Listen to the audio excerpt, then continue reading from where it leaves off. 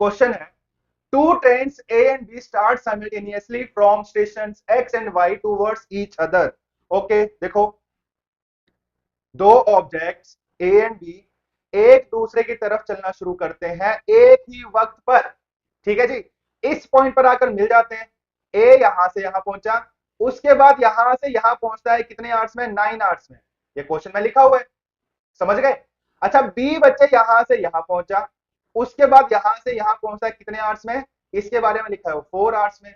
आपसे पूछा क्या जा रहा है, आपको दिया हुआ है ए की स्पीड 36 किलोमीटर पर आवर है, स्पीड ऑफ बी निकालना है, बी की स्पीड निकालनी है। ठीक है बच्चे। अच्छा, एक चीज ध्यान दो, वैसे तो यहाँ पे बी की स्पीड पूछी जा रही है, अगर आपसे पूछा जाता कि कितने टाइम के बाद मिलेंगे, कितने आवर्स के बाद मिलेंगे, तो क्या फॉर्मूले से निकाला जा सकता है। क्या फॉर्मूला मैंने बताया था आपको, अगर आपसे पूछ लिया जाए कि कितने आवर्स के बाद मिलेंगे, इस पॉइंट पर मिलेंगे ना, तो कितने टाइम बाद मिलेंगे, तो फॉर्मूला मैंने क्या लिखा है बच्चे, टाइम बराबर है under root Y X. Y का मतलब बी का मिलने के बाद वाला समय, और एक्स का मतलब ए के मिलने के बाद वाला समय।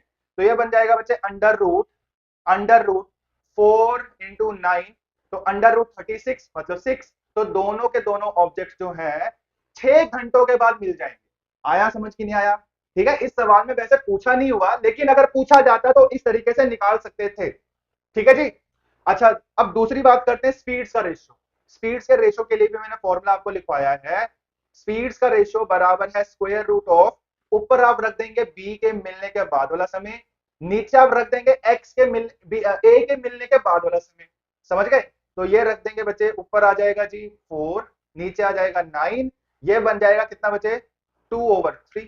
क्या बन गया, 2/3। मतलब ए एंड बी स्पीड्स का रेशियो बन गया जी 2:3। आया समझ की नहीं आया बच्चे। फॉर्मूले से मैंने ये रिजल्ट भी निकाल लिया। ठीक है जी। अब बच्चे आपको ए का स्पीड गिवन है, कितना गिवन है जी, 36 kilometre per hour. 36 kilometre per hour किसका स्पीड गिवन है, ये ए का स्पीड गिवन है। स्पीड्स का रेशियो हम निकाल चुके हैं। रेशियो की टर्म्स में जो ए का स्पीड है वो है 2 यूनिट्स। तो मैं बोल सकता हूं कि जो 2 यूनिट्स का जो वैल्यू है वो दिया हुआ है आपको 36 किलोमीटर पर आवर। तो अगर दो हिस्से 36 किलोमीटर प्रति घंटा के बराबर, तो एक हिस्सा किसके बराबर, 18 किलोमीटर प्रति घंटा के बराबर, 18 किलोमीटर पर आवर। तो अगर 1 यूनिट 18 किलोमीटर पर आवर, तो 3 यूनिट्स का वैल्यू क्या होगा, 54 किलोमीटर पर आवर। समझ आया कि नहीं आया। तो इस सवाल का आंसर है बच्चे, आपसे बी का स्पीड पूछा जा रहा था, तो 54 किलोमीटर पर आवर। समझ गए।